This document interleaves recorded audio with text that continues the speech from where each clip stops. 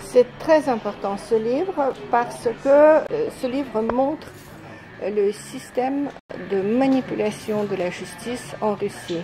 Ce livre montre avec des cas concrets, écrits très simplement, donc accessible à tout le monde, il ne faut pas être spécialiste de la Russie pour lire ce livre, montre qu'il n'y a pas de justice indépendante en Russie.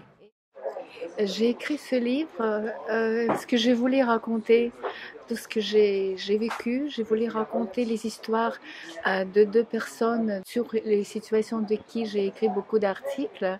C'est une histoire des deux personnes qui étaient condamnées à plusieurs années de prison, bien qu'ils soient innocents. Et je voulais parler de l'absence de la justice russe et je voulais expliquer aux gens que la justice en Russie, c'est un instrument du pouvoir politique de Vladimir Poutine.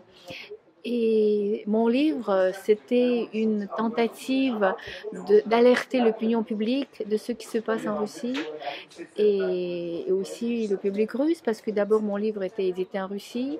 Je voulais montrer les mécanismes de ce système de justice en Russie et comment ça fonctionne, comment c'est organisé, pourquoi les gens innocents sont en prison, parce que d'après mes appréciations d'une journaliste qui travaille depuis déjà 15 ans sur le domaine de la justice et sur le domaine de pénitentiaire, d'après mes appréciations, à peu près 30% des gens sont innocents, des gens qui se trouvent en prison.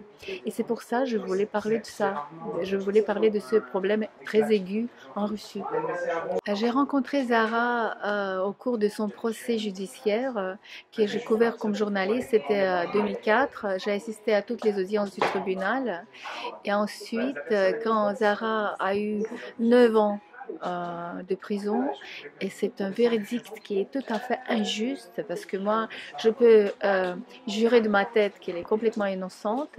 Donc moi j'ai décidé de l'aider parce que pour moi c'était très honteux qu'un journaliste russe ne peut rien faire pour aider une Tchétchène innocente qui était condamnée pour avoir commis préparé un acte terroriste qu'il ne voulait jamais préparer, qui n'avait jamais eu lieu. Et donc moi j'ai essayé de la visiter dans sa prison, dans la colonie pénitentiaire à Mordovi, c'est à 1 heure de train de Moscou, c'est dans l'ancienne Goulag. Et moi j'ai pu obtenir la permission de la voir 2 ou 3 fois par an. Je l'ai visitée comme ça. Pour la première fois, je fais sa connaissance en prison, dans sa colonie pénitentiaire. C'était très important, c'était très touchant pour moi, surtout parce que quand une personne inconnue vient chez vous et une personne qui veut vous soutenir au moment où vous avez perdu beaucoup des amis, les amis qui vous ont trahi. Et pour moi, c'était un grand soutien pendant ces 8 ans et demi que Zoya venait, qui m'apportait des informations, qui me soutenait pendant toutes ces 8 ans et demi en prison. Tandis qu'il y avait des amis qui m'ont trahi, qui n'ont pas voulu me voir et qui n'ont pas voulu m'écrire des lettres. Mes parents étaient dissidents, mes parents étaient les écrivains qui ont publié leurs livres à l'étranger, en Occident, et c'était des orthodoxes. Et ma mère a publié les textes sur la religion orthodoxe, mais elle était condamnée pour avoir publié les livres anti-soviétiques, parce qu'à l'époque soviétique, parler de la religion en Union soviétique, c'était le complot anti-soviétique. Et c'est pour ça, ma mère, elle était dans la même prison que Zara, dans la prison de Lefortovo.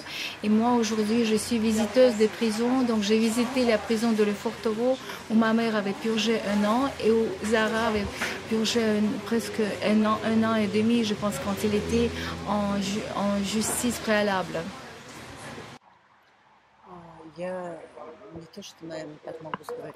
On m'avait arrêtée parce que je suis tchétchène.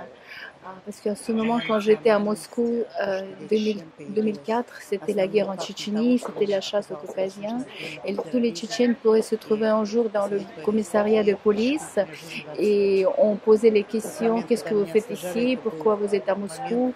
Et c'était comme ça dans n'importe quelle ville de Russie. Si on voyait les Caucasiens, les Tchétchènes, elle était toujours en danger. Donc on peut dire que j'étais la victime de ma nationalité.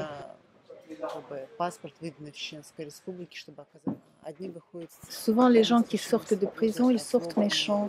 Ils sont en colère contre ceux qui les ont mis là-bas. Moi, je n'ai pas comme ça. Je crois que après ces 8 ans et demi, ce que j'ai eu, ce que j'ai compris, j'ai appris à mieux connaître les gens, à mieux connaître qui sont les ennemis, qui sont des amis. Et je crois que les gens qui travaillent dans le système incarcéral, le système pénitentiaire, ils sont plus prisonniers que nous. Et donc moi, je n'ai pas gardé rancune contre les gens qui étaient dans les systèmes pénitentiaires, contre l'administration pénitentiaire. Ce que m'intéresse parfois de rencontrer les gens qui étaient coupables de mon arrestation, qui étaient les acteurs de mon arrestation, dont les 2 filles, mes copines russes se sont converties en islam et qui ont témoigné pendant l'instruction judiciaire contre moi, qui ont refusé leur parole pendant le tribunal. Je voudrais même poser les questions à ce Tchétchène qui avait organisé mon arrestation. Je voudrais poser les questions à la juge qui m'avait donné le verdict de 9 ans et c'est après la Cour suprême a diminué ma peine de 6 mois. Donc tous ces gens qui sont coupables de tout ce que j'ai purgé 8 ans et demi, et ces 8 ans et demi, ma vie était détruite complètement. Je voulais leur poser la question: comment vous vivez après tout ce que vous avez fait? Je suis optimiste et donc je n'ai pas peur de l'avenir parce que j'ai appris en prison d'être heureuse des petites choses et pour ça je n'ai pas peur des choses difficiles de la vie qui peut-être m'attendent dans l'avenir, des problèmes de la vie courante. J'ai pas peur de tout ça parce que j'ai appris à être heureuse des petites choses et je crois que je vais construire ma vie à mon goût et je vais simplement apprendre et continuer de recevoir le plaisir de la vie, de l'air, des amis, de tout ce qui m'entoure, de la liberté. Et vous comprenez bien, un pays qui n'a pas de justice indépendante ne peut pas être un pays démocratique. Il n'y a pas de démocratie sans justice.